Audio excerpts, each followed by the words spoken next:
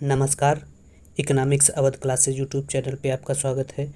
Daily MCQ class के अंतर्गत आज हम लोग अर्थशास्त्र से संबंधित लगभग 25 बहुविकल्पी प्रश्नों को सॉल्व करेंगे। यह प्रश्न TGT, PGT, NET, JRF, KBS, NBS एवं झारखंड प्रवक्ता परीक्षा के साथ साथ आरपीएससी फर्स्ट ग्रेड एवं second grade exam, assistant professor exam तथा स्टेट, बिहार स्टेट के लिए महत्वपूर्ण है। तो आज की क्लास स्टार्ट करते हैं और देखते हैं आज की क्लास में क्या क्या क्वेश्चन हैं। 1 नंबर क्वेश्चन, निम्न में से कौन सा बैंक मुख्य रूप से एमएसएमई क्षेत्र के विकास पर केंद्रित है? तो भारतीय रिजर्व बैंक, भारतीय लघु उद्योग विकास बैंक, भारतीय स्टेट बैंक। तो भारतीय लघु उद्योग विकास बैंक जो है वह सूक्ष्म लघु और मध्यम उद्योग क्षेत्र के विकास पर केंद्रित है। सी सही है, एक का सही आंसर सी है। सूक्ष्म लघु एवं मध्यम उद्योग की नई परिभाषा निवेश एवं टर्नओवर के आधार पर। सूक्ष्म उद्योग किसे कहा जाएगा? यदि निवेश 1 करोड़ रुपए का है तथा कंपनी का टर्नओवर 5 करोड़ का है तो ऐसी कंपनी को सूक्ष्म उद्योग कहा जाएगा। इसी प्रकार से लघु उद्योग में क्या है? अगर कंपनी में निवेश 10 करोड़ रुपए तक है और टर्नओवर अगर 50 करोड़ रुपए तक है तो ऐसी कंपनी को लघु कंपनी के रूप में शामिल किया जाएगा। तथा मध्यम उद्योगों में जिस कंपनी का निवेश 50 करोड़ है तथा टर्नओवर 250 करोड़ रुपए है तो ऐसी कंपनी को मध्यम कंपनी का दर्जा दिया जाएगा। यह नई परिभाषा है उद्योग, सूक्ष्म लघु एवं मध्यम उद्योग के संबंध में। इसके अलावा उद्योग एवं सेवा क्षेत्र के दोनों के संबंध में यह सीमाएं निर्धारित की गई हैं। तो सूक्ष्म उद्योग किसे कहा जाएगा? जहां निवेश की सीमा 1 करोड़ रुपए से टर्नओवर 5 करोड़ रुपए तक। लघु उद्योग निवेश की सीमा 10 करोड़ और टर्नओवर 50 करोड़ तथा मध्यम उद्योग जहां निवेश की सीमा 50 करोड़ और टर्नओवर 250 करोड़ रुपए का है। तो अगला जो क्वेश्चन है 2 नंबर, वर्तमान में अंकटाड में कितने सदस्य हैं? तो वर्तमान में अंकटाड में 195 सदस्य हैं। 195 ऑप्शन में दिया नहीं तो बी 192 है। UNCTAD United nation conference on trade and development. UNCTAD की स्थापना 1964 में हुई थी दिसंबर में था। इसके कार्य क्या हैं? अंकटाड का कार्य व्यापार, निवेश और विकास के क्षेत्र में विकासशील देशों की क्षमताओं का विस्तार करना। और वर्तमान में अंकटाड की पहली महिला महासचिव रेबेका ग्रीनस्पैन है। रेबेका वर्तमान में अंकटाड की पहली महिला महानिदेशक रेबेका ग्रीनस्पैन है। Rebecca Greenspan. अंकटाड एक स्थायी अंतर सरकारी निकाय है जिसका मुख्यालय कहाँ है? अंकटाड का मुख्यालय स्विट्जरलैंड जिनेवा में है। तथा अंकटाड द्वारा प्रकाशित रिपोर्टों की अगर बात की जाए तो अंकटाड व्यापार और विकास रिपोर्ट, विश्व निवेश रिपोर्ट, न्यूनतम विकसित देश रिपोर्ट, सूचना एवं अर्थव्यवस्था रिपोर्ट, प्रौद्योगिकी एवं नवाचार रिपोर्ट, वस्तु एवं विकास रिपोर्ट जारी करता है। प्रत्येक 4 वर्ष के अंतराल पर सम्मेलन आयोजित किया जाता है नाबार्ड द्वारा और नाबार्ड ने अंकटाड द्वारा। और अंकटाड का 15वां सम्मेलन 2021 में ब्रिज टाउन, बारबाडोस में संपन्न किया गया था।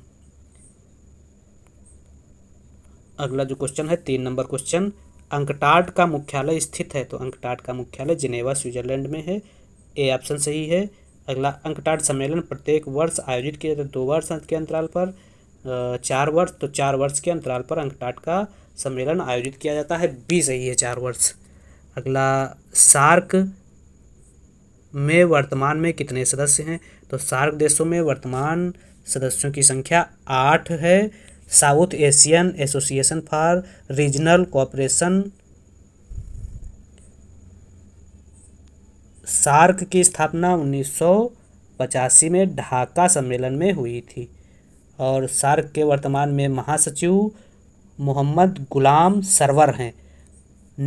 8 सदस्य देश हैं तथा 9 पर्यवेक्षक सदस्य देश इस संगठन में शामिल हैं। 8 सदस्य देशों में भारत, पाकिस्तान, श्रीलंका, नेपाल, भूटान, बांग्लादेश, म्यांमार, बांग्लादेश और अफगानिस्तान शामिल है। म्यांमार इसमें इस संगठन में शामिल नहीं है।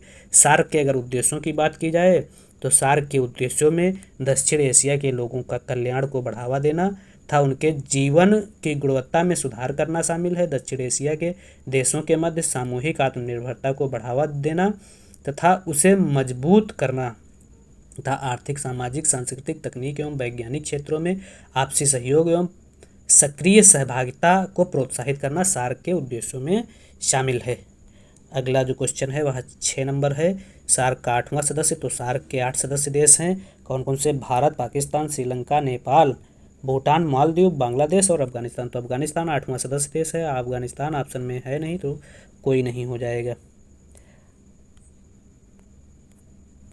अगला जो क्वेश्चन है, निम्न में भारतीय रिजर्व बैंक के कार्य हैं। तो भारतीय रिजर्व बैंक के अगर कार्यों की बात की जाए तो मुद्रा जारी करना भारतीय रिजर्व बैंक का कार्य है। जमा स्वीकार करना, जमा स्वीकार करना जो है वह वाणिज्यिक या व्यवसायिक बैंक करती है। तो 2 गलत हो जाएगा। तो जिस जिस ऑप्शन में 2 हैं वह पहले ही गलत हो जाएगा। ए गलत है, सी गलत है, अब बचा बी और डी। अगला मुद्रा सरकार का बैंक, तो सरकार का भी बैंक है।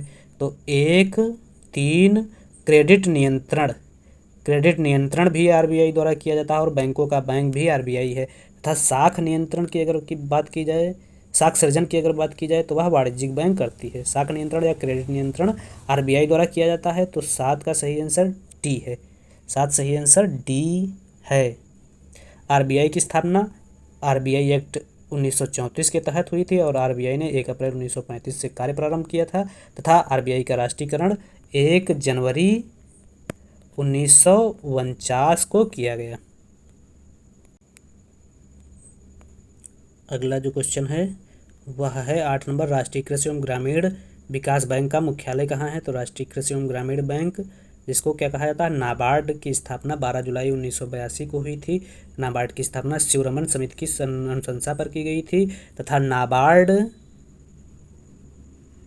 का मुख्यालय मुंबई में है। तो 8 का सही आंसर ए हो जाएगा। 9 सूक्ष्म लघु और मध्यम उद्योग की स्थापना हुई थी। तो सूक्ष्म लघु एवं मध्यम उद्योग की स्थापना 8 अप्रैल 2015 को हुई थी। सूक्ष्म लघु एवं मध्यम उद्योग की स्थापना 8 अप्रैल। मुद्रा बैंक सूक्ष्म लघु और मध्यम उद्योग की स्थापना 8 अप्रैल 2015।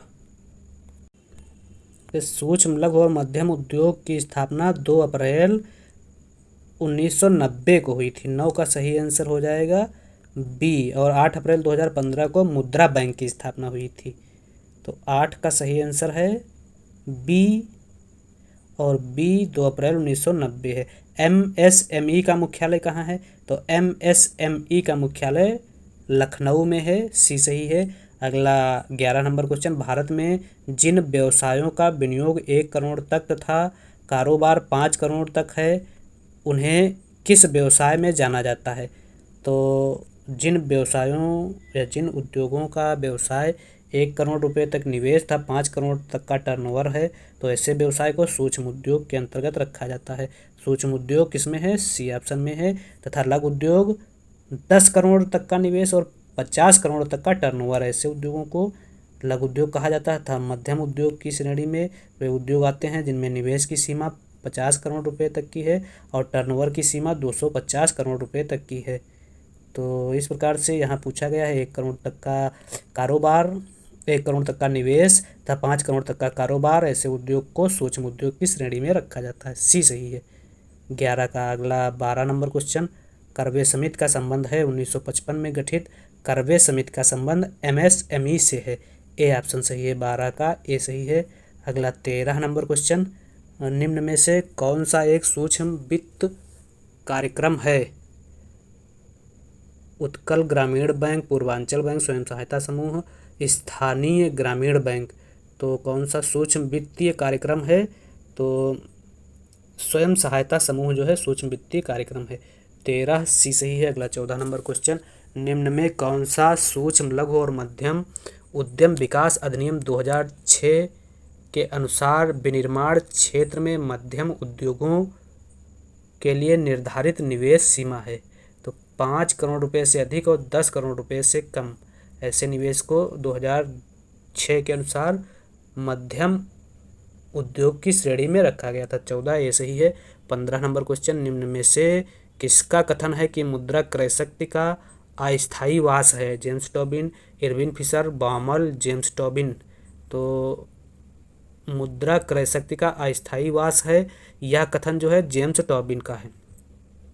जेम्स टोबिन ए ऑप्शन में है, ए सही है। अगला 16 नंबर क्वेश्चन, आरबीआई द्वारा बैंकों में अनक्लेम्ड डिपॉजिट ट्रैक करने के लिए किस वेब पोर्टल को लॉन्च किया गया है? उद्गम वेब पोर्टल को लॉन्च किया गया है, सी ऑप्शन में है उद्गम। 17 नंबर क्वेश्चन, किस राज्य सरकार ने ग्रामीण क्षेत्रों में डिजिटल सशक्तिकरण के लिए ग्रामीण मित्र योजना शुरू की?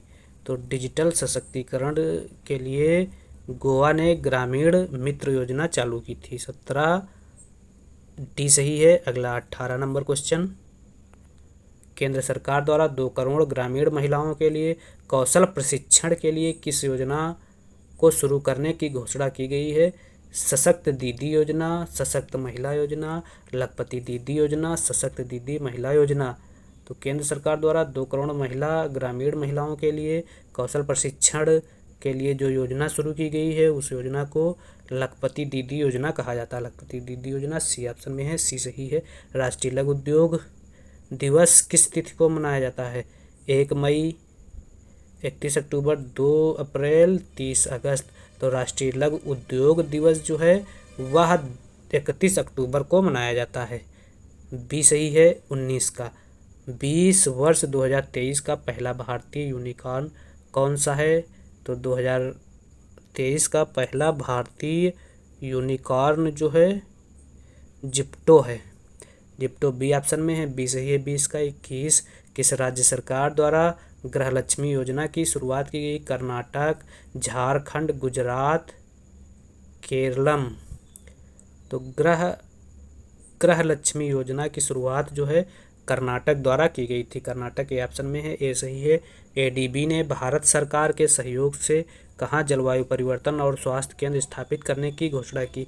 एशियन डेवलपमेंट बैंक ने भारत सरकार के सहयोग से जलवायु परिवर्तन और स्वास्थ्य केंद्र की स्थापना की घोषणा जो है वह नई दिल्ली में की थी, ए ऑप्शन सही है। निम्न चित्र प्रदर्शित करता है, तो यह चित्र क्या प्रदर्शित कर रहा है? जब मांग वक्र एक अक्ष के समांतर हो तो ऐसे चित्र को पूर्णतः लोचदार मांग वक्र कहा जाता है, जो जिसकी लोच जो है वह अनंत होती है, और यह कोई नहीं, डी ऑप्शन में है।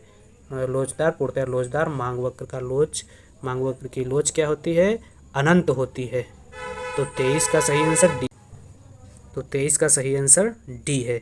इस प्रकार से आज की इस क्लास में हम लोगों ने 23 बहुविकल्पी प्रश्नों को सॉल्व किया, जो प्रश्न आगामी शिक्षक भर्ती परीक्षा के विद्यार्थियों के लिए महत्वपूर्ण है।